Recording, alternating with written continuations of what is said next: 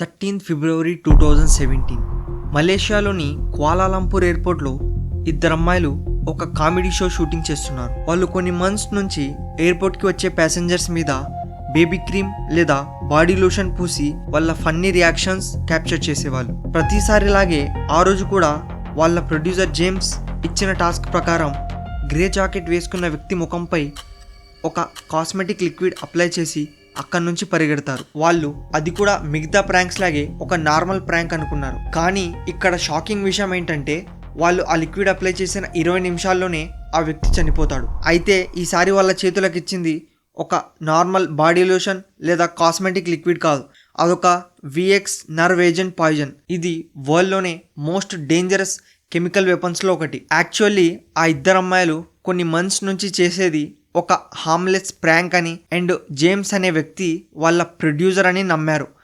Kayak buat lucu-lucuan gitu, lucu-lucuan gimana ya, terkenal kayak boom prank. కానీ వాళ్ళకు తెలియని విషయం ఏంటంటే వాళ్ళు కొన్ని మంత్స్ నుంచి చేసేది ప్రాంక్ కాదు, అదొక సీక్రెట్ ఆపరేషన్. అండ్ వాళ్ళు ప్రొడ్యూసర్ అనుకున్న వ్యక్తి James north Korea's intelligent agent. And ఈ ఆపరేషన్లో చనిపోయిన వ్యక్తి ఒక ర్యాండమ్ పర్సన్ కాదు, అతనే north Korea supreme leader Kim Jong Un వాళ్ళ అన్న కిమ్ జాంగ్ నామ్. ఇక్కడ మరో షాకింగ్ విషయం ఏంటంటే అతన్ని చంపించింది మరెవరో కాదు, అతని సొంత తమ్ముడు కిమ్ జాంగ్ ఉన్. అసలు కిమ్ జాంగ్ ఉన్ తన సొంత అన్ననే ఎందుకు చంపించాడు? ఇక్కడ ఇంకో డౌట్ ఏంటంటే కిమ్ జాంగ్ ఉన్ వాళ్ళ అన్న కిమ్ జాంగ్ నామ్ బ్రతికి ఉండగా north Korea leadership Kim Jong ఉన్ చేతుల్లోకి ఎలా వెళ్ళింది?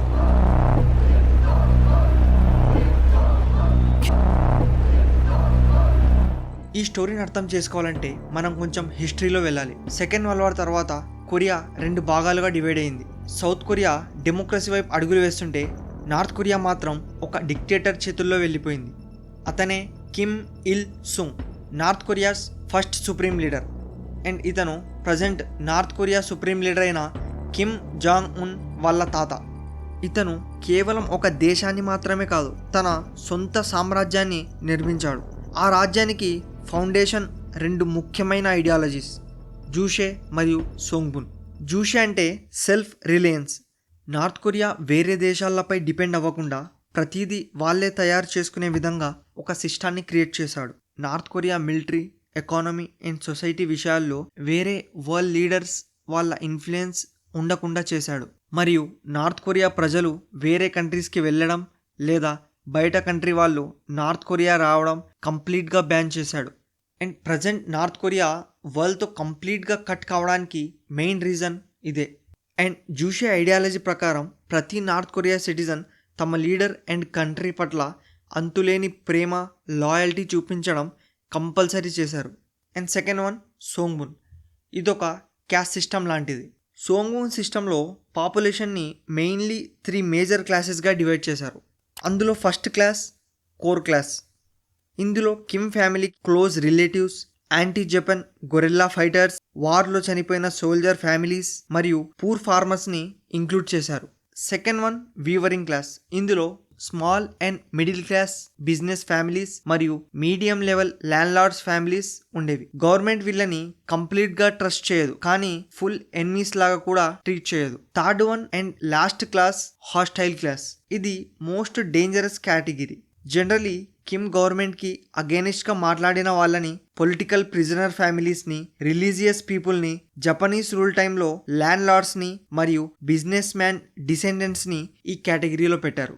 సో సింపుల్గా చెప్పాలంటే కోర్ క్లాస్లో ఉంటే better education, better job, better life style ఉంటుంది. కానీ హాస్టైల్ క్లాస్ అంటే లైఫ్ ఆల్మోస్ట్ నరకంలా ఉంటుంది. పనిష్మెంట్, డిస్క్రిమినేషన్, హరాస్మెంట్, ఇలా చాలా ప్రాబ్లమ్స్ ఫేస్ చేయాల్సి ఉంటుంది. అక్కడి నుంచి నార్త్ కొరియాలో ఒక వ్యక్తి లైఫ్ కంప్లీట్గా తన సోంగ్బున్ క్లాస్ మీద డిపెండ్ అవ్వడం స్టార్ట్ అయింది. మ్యారేజ్ ఎవరితో జరుగుతుంది, ఎక్కడ ఉంటారు, ఎంత రేషన్ దొరుకుతుంది, ఎలాంటి జాబ్ వస్తుంది, ఇదంతా తన సోంగ్బున్ క్లాస్ మీదే డిపెండ్ అయి ఉంటుంది. అండ్ మోస్ట్ ఇంపార్టెంట్లీ ఈ స్టేటస్ వాళ్ళ నెక్స్ట్ జనరేషన్స్ కూడా పాస్ అవుతుంది. అంటే పేరెంట్స్ ఏ క్లాస్లో ఉంటే మోస్ట్లీ చిల్డ్రన్ కూడా అదే క్లాస్లో ఉంటారు. 1994లో కిమ్ ఇల్ సుంగ్ హార్ట్ అటాక్తో చనిపోతాడు.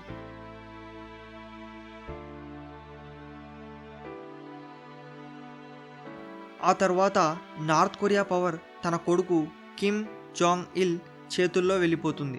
కానీ కిమ్ జాంగ్ ఇల్ ఆరా తన ఫాదర్ కిమ్ ఇల్ సుంగ్లా లేదు. అందుకు తన ఫాదర్ లాంటి కల్ట్ క్రియేట్ చేయడానికి ప్రపగండా స్ప్రెడ్ చేయడం స్టార్ట్ చేశాడు. న్యూస్ ఛానల్స్లో, స్కూల్స్లో, పబ్లిక్ ప్లేసెస్లో ప్రతి చోట కిమ్ జాంగ్ ఇల్ కేవలం ఒక లీడర్ కాదు, తను సాక్షాత్తు దేవుడి అవతారం అన్నట్టు ప్రజల్ని నమ్మించారు. అంతేకాదు కిమ్ జాంగ్ ఇల్ మూడ్ చేంజ్ అయితే వెదర్ కూడా చేంజ్ అవుతుందని ప్రజల్లో ఒక స్ట్రాంగ్ మిథాలజీని క్రియేట్ చేశారు. అండ్ కిమ్ జాంగ్ ఇల్ తన ఫాదర్ స్టార్ట్ చేసిన న్యూక్లియర్ ప్రోగ్రామ్ని చాలా ఫాస్ట్గా ముందుకు తీసుకెళ్లాడు. ఫైనలీ 2006లో North Korea officially nuclear weapons ఉన్న కంట్రీ లిస్ట్లో చేరింది.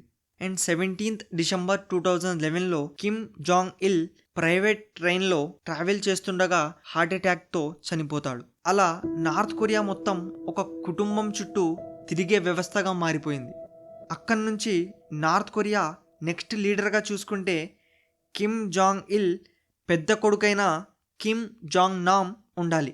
కానీ కిమ్ జాంగ్ నామ్ చేసిన ఓ చిన్న మిస్టేక్ తన ఫ్యూచర్నే కాకుండా టోటల్ నార్త్ కొరియా ఫ్యూచర్నే చేంజ్ చేసింది.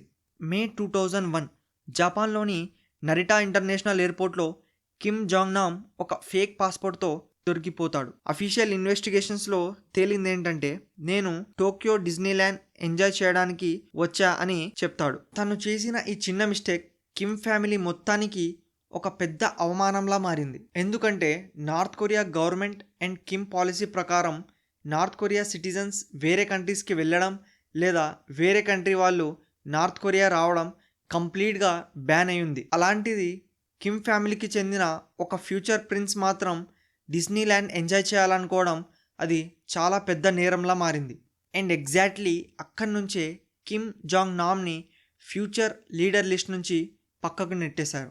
అప్పుడు అందరి చూపు కిమ్ జాంగ్ ఇల్ చిన్న కొడుకు కిమ్ జాంగ్ ఉన్ మీద పడింది. 2011లో కిమ్ జాంగ్ ఇల్ చనిపోయిన తర్వాత కేవలం 27 ఇయర్స్లోనే Kim Jong Un North Korea supreme leader అయ్యాడు. మరోవైపు కిమ్ జాంగ్ నామ్ వేరే కంట్రీస్లో ఉంటూ ఫారెన్ మీడియాస్తో ఇంటరాక్ట్ అయ్యేవాడు అండ్ నార్త్ కొరియా గవర్నమెంట్కి అపోజ్ చేస్తూ స్టేట్మెంట్స్ కూడా ఇచ్చేవాడు.